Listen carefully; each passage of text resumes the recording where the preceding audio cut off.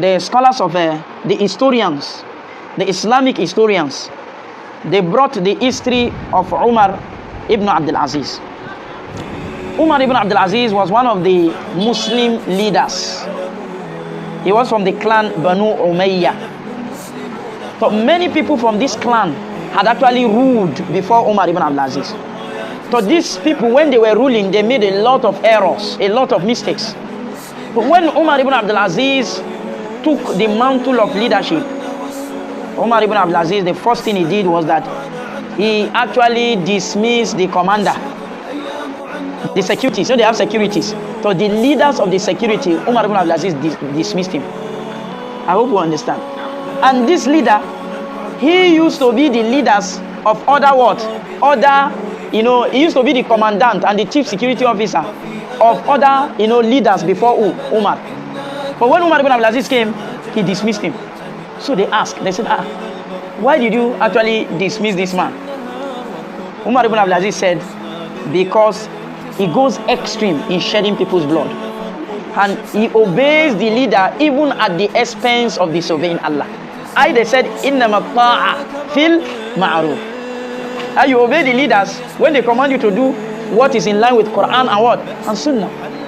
But this one, he obeyed the leader even if they ask him to disobey Allah, to do something that is contrary to what Allah SWT has legislated. So that is the reason why Umar Ibn AbdulAziz removed him. And this chief security officer that he dismissed, he had bloodly relationship with him. They are related by blood.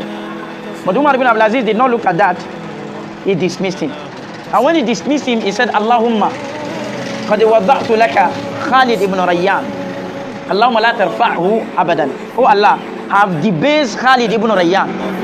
Oh Allah, don't elevate him forever. That chief security officer that he dismissed, his name was Khalid ibn Rayyan. I hope we are getting the concept. So why did he say that Allah should not elevate him again? Because he goes extreme in shedding people's blood. And what? He obeys the leader even at the expense of what? Disobeying Allah subhanahu wa ta'ala. So when Umar, this particular prayer, Umar rendered, supplicated against him, Allah subhanahu wa ta'ala accepted the prayer. Al-Imam Ibn Asakir, he said that مَا رَأَيْتُ شَرِيفًا خَمَدَ ذِكْرُهُ حَتَّى لَا يُذْكَرْ مِثْلُهُ. He said, I've never seen a honorable person that people used to mention him before. But just like that, his mentioning, his name disappeared. To the extent that nobody even talk about him again, like this Khalid ibn Rayyan. He said it got to an extent that people were saying that, Ma fa'ala Khalid, what happened to this Khalid? Ahayyun aw mayyitun. Is he still alive or is dead? I hope we are getting the concept. So when Umar ibn AbdulAziz dismissed him, he then gathered all the soldiers. He looked at their faces. Having looked at their faces, he called a man called Amru ibn al-Muhajir al-Ansari. What is the name of this man he called? Amru ibn al-Muhajir al-Ansari. And he gave him the chief security officer. When Amru ibn al-Muhajir al-Ansari came out, he told Amru ibn al-Muhajir, he said, Wallahi ya Amr, Wallahi innaka la ta'lamu ya Amr, annahu ma bayni wa baynaka qaraba, illa qarabatu al-Islam. He said, Amru, you know, I swear by Allah, you know that between me and you, we don't have any blood relation. We don't have any blood what? Relationship, except the relationship of what? Islam.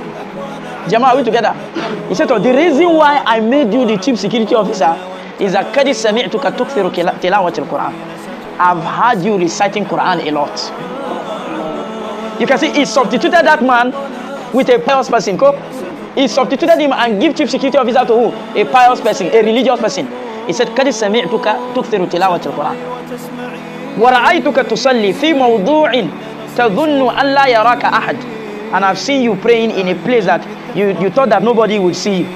That means you are doing it for the sake of who? Allah. He said, وَرَأَيْتُكَ تُحْسِنُ الصَّلَاةِ. And I see that you know how to pray very well.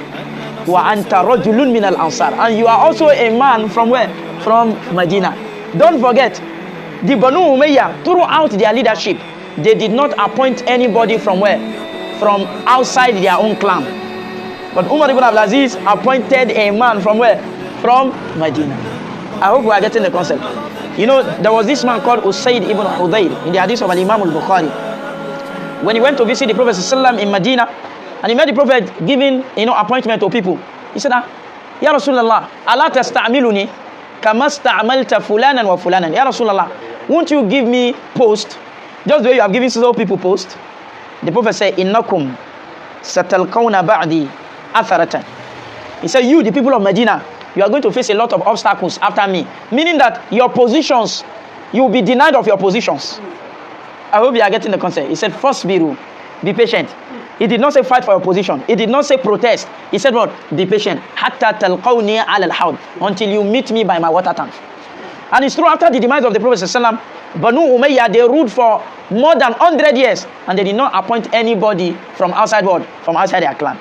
But look at Umar Bin AbdulAziz came. He appointed a man from where? From Medina. That is not even part of his clan. You see, Umar Ibn AbdulAziz had shown us here that he was a just leader. He was not a tribalistic leader. I hope you are getting the concept. So, Jama, what can we say today if Umar Ibn AbdulAziz is actually emulated?